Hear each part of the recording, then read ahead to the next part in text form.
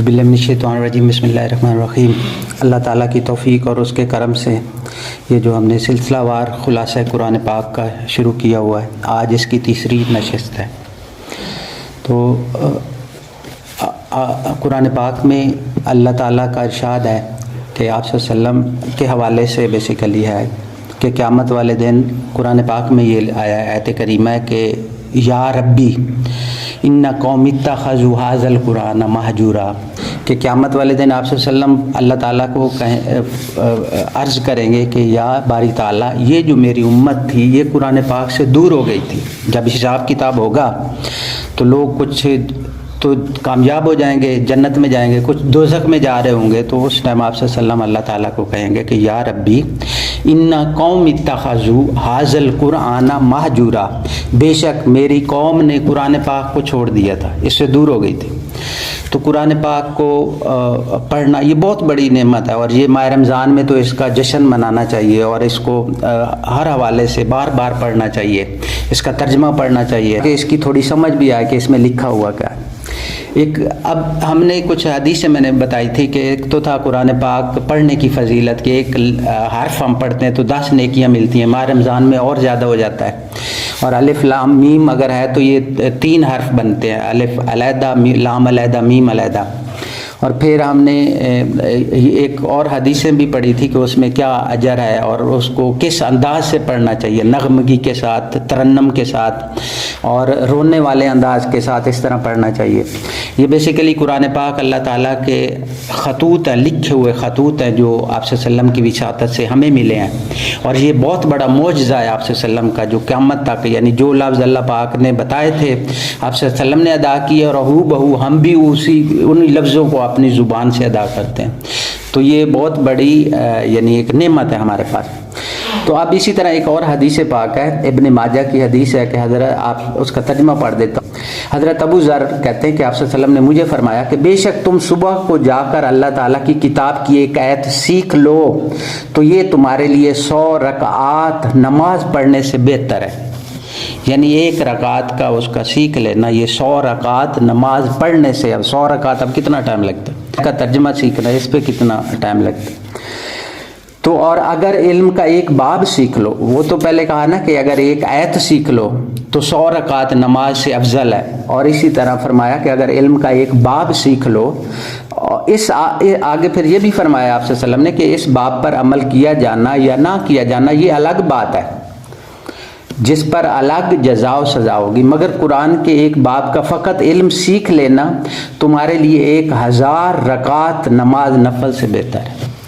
یعنی 1 رکعت اگر ایک آیت سیکھی تو 100 رکعت نماز نفل پڑھنے سے افضل ہو گیا، اور اگر ایک باب سیکھ لیا تو وہ 1000 رکعت، اب 1000 رکعت پہ کتنا ٹائم لگتا ہے۔ تو اس لیے ہم نے یہ بیسیکلی میں نے یہی میری خواہش تھی کہ آپ لوگوں کو قرآن پاک کے ساتھ تھوڑا انس ہو جائے، محبت ہو جائے، اور اس کو ہم پڑھیں، اور اللہ تعالیٰ کی منشا بھی یہی ہے، آپ صلی اللہ علیہ وسلم کی منشا بھی یہی ہے، اور اس میں بہت بڑا اجر ہے، یہ بہت بڑی عبادت ہے۔ یعنی ہمارے لیے سب سے بڑی جو عبادت ہے، نماز تو ایک فرض ہے، وہ ہم نے پڑھنی ہوتی ہے، یہ ڈیوٹی ہے۔ جس طرح پارکوں میں جاب کرتے ہیں تو کارڈ پنچ کرنا ہے، اور صبح 8 سے لے کے اتنے بجے تک، 8:30 سے اتنے بجے تک کرانا، یہ ڈیوٹی ہے۔ نماز مسلمان ہم ہو گئے، کلمہ پڑھ لیا، پھر یہ ہمارے اوپر فرض ہوگی، ڈیوٹی ہو گئی، کہ جس طرح ہم پارکوں کا کارڈ گلے میں لٹکاتا ہے، یہ ڈیوٹی ہوگی، یہ کام تو کرنا ہے ہر صورت میں، اس کے بغیر تو کوئی چارہ ہی نہیں ہے، ہم کلیم ہی نہیں کر سکتے۔ اس لیے تو فرمایا گیا کہ الفرق بین المسلم فرق الصلاۃ، مسلمان اور کافر کے درمیان فرق وہ نماز کا ہوتا ہے۔ تو یہ تو ہماری ڈیوٹی ہے۔ اب اس کے ایکسٹرا جو عبادت ہوتی ہے، اب ایکسٹرا عبادت میں سب سے بڑی جو عبادت ہے وہ قرآن پاک کی تلاوت ہے۔ تو آپ لوگ اس کو اہتمام کے ساتھ کیا کرو، اللہ تعالی ہم سب کو توفیق دے۔ تو ہمارا آج کا جو سورت آل عمران، یہ ہم ہمارے زیر پڑھ رہے ہیں، اس کو قرات میں جاری ہے، اور یہ سورت آل عمران ساری مکمل ہو جائے گی نا آج۔ یہ سورت نساء پھر شروع ہو جائے گی، یعنی اس سے پہلے سورت آل عمران آج یہ مکمل ہو جائے گی، کل سے پھر آنورڈ آگے شروع ہو جائے گا۔ تو اب یہ جو سورت آل عمران ہے، اس کے بارے میں وہ بیسیکلی عمران ایک شخصیت کا نام ہے، اور ان کی بیوی ان کا نام بھی آتا ہے ہنا بنت ناقوز. تو انہوں نے دعا کی کہ یا انہوں نے دیکھا پرندے اپنے بچوں کو کھلا رہے تھے، پیار کر رہے تھے، تو ان کے اندر بھی آرزو پیدا ہوئی. تو انہوں نے پھر ایک دعا مانگی کہ یا اللہ پاک مجھے اولاد عطا فرما، اور وہ جو اولاد مجھے ملے گی نا، میں اس کو یہ کروں گا کہ بیت المقدس میں اس کی خدمت کے لیے، نوکری چاکری کے لیے میں اس کو سپرد کر دوں گی، وہاں پہ وہ خدمت. تو اب یہ انہوں نے دعا مانگی، تو اس دعا کی وجہ سے ان کی بیٹی پیدا ہوئی، حضرت مریم علیہ السلام.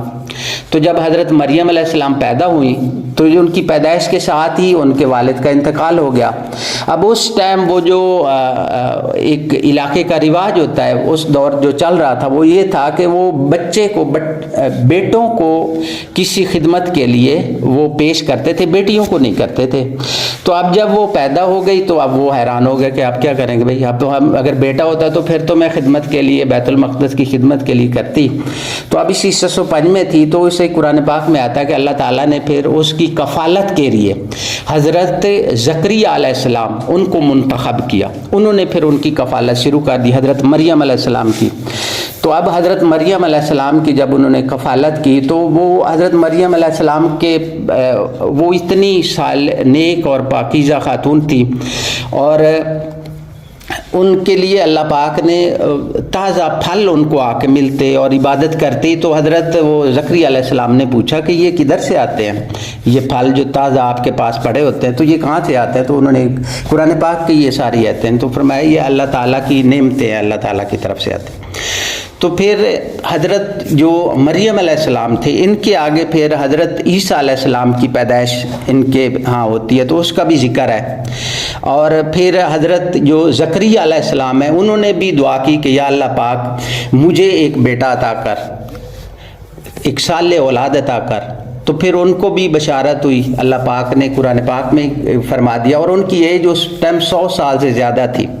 تو ان کو قرآن پاک میں اللہ پاک نے فرما دیا کہ یہ آپ کو بیٹا ہوگا، صالح بیٹا ہوگا، حضرت یحییٰ علیہ السلام. تو حضرت یحییٰ علیہ السلام یہ پھر تولد ہوئے، یہ پیدا ہوئے. تو حضرت مریم علیہ السلام سے پھر حضرت بغیر باپ کے حضرت عیسیٰ علیہ السلام وہ پیدا ہوئے. تو اب اس کا سارا واقعہ ہے وہ وہاں پہ اس کے اندر تفصیل کے ساتھ ہے. اس کے بعد پھر اس کے اندر غزوہ بدر کا بھی ذکر ہے اور غزوہ احد کا بھی ذکر ہے. غزوہ احد کے اوپر تقریباً 55 آیات کریمہ اللہ پاک نے نازل فرمائی ہیں. غزوہ احد میں اس میں یہ ہوا کہ ابو سفیان اس ٹائم ایمان نہیں لائے تھے. انہوں نے کیا کیا، جب غزوہ بدر میں شکست ہوئی ان کو، تو انہوں نے پھر پلاننگ کے ساتھ بہت بڑا لشکر تقریباً 3000 لشکر لے کے وہ مدینہ کے اوپر حملہ آور ہوئے. تو مسلمانوں کی تعداد کم تھی. اب ان کی تعداد تقریباً 1000 کے لگ بھگ تھی.